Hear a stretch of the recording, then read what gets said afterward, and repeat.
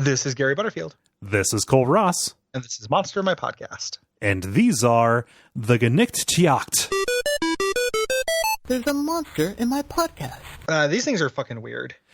Yeah. Like I had a hard time getting like a handle on what's actually happening here.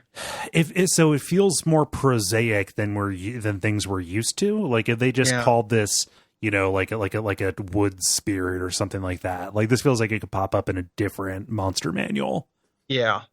Yeah. And it's the writer that this is from is Pete Tamlin, who I'm not really familiar with. Right. Like, this is a very much a lesser mythos writer, and that's probably why this has a different feel to it. Right. These are tree spirits, like these like tall, flesh-eating kind of tree spirits that can move in and out of trees. Yes.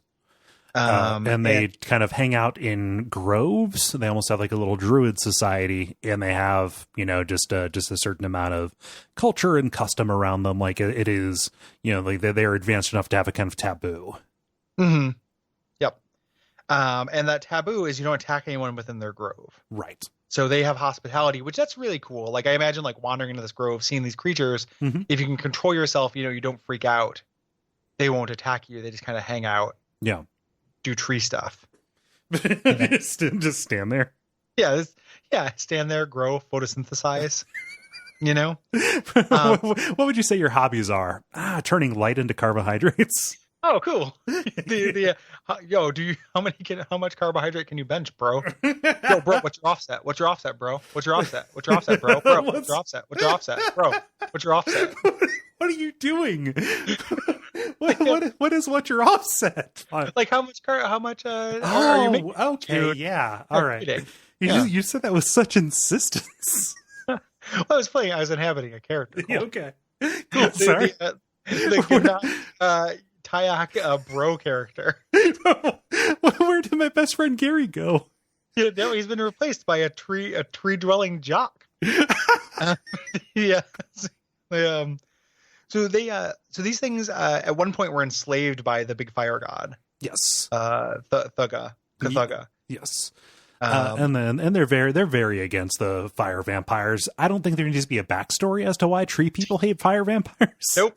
It's the backstory was somebody played Final Fantasy and just realized like, oh, that's how that works. And also there are tribes, like African tribes, such as the Akambi, who worship these things. Yes. And they can actually control them. Yeah. And it's a little strange because like these are not conduits, like they're not part of the org chart for any other like major deity. So they just worship these tree spirits. Yep. And there's a cool, there's a hook right here where like the tribes that worship them have been heavily decimated by slave traders. Mm-hmm. So the knowledge of like how they are guardians, how to control them have been lost. Yeah. You have this thing where like maybe these things start going on this rampage and you have to actually go like hunt down, go to a, trace down this slave's lineage and find this like witch doctor who's been sold into slavery who has the secret of like saving, this whole area. And then like, what do you want to? Right. And trying to convince him, like, that's a cool adventure, I think. Mm-hmm. Going through and like, you obviously got to be pretty sensitive with it. Of course. But, I think you could do something cool there. Yeah. What's really good for ending a podcast that usually ends on a punchline? Oh, like talking about slavery? Yeah. Brought to you by our backers at patreon.com/Duckfeed.tv.